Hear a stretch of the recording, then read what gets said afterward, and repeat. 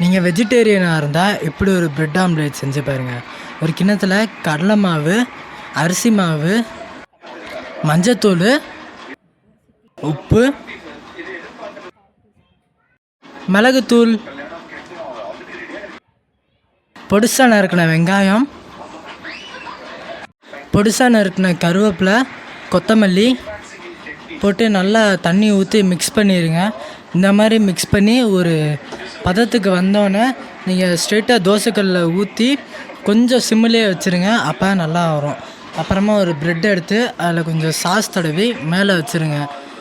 அப்புறம் கொஞ்சமாக இன்னொரு ப்ரெட்டில் எடுத்து கொத்தமல்லி தலையில் உள்ள தண்டு எடுத்து அரைச்சி அது மேலே வச்சுருங்க. அது நல்லா ஹெல்த்துக்கும் நல்லாயிருக்கும். அப்புறமா இந்த தோசை கரண்டி வச்சு திருப்பி விட்ருங்க. திருப்பினோன்னே மேலே கொஞ்சம் மாவு ஊற்றி திருப்பி போட்டிங்கன்னா ரெடி ஆயிரும். இதை பாருங்கள், இந்த மாதிரி தான் பண்ணணும்.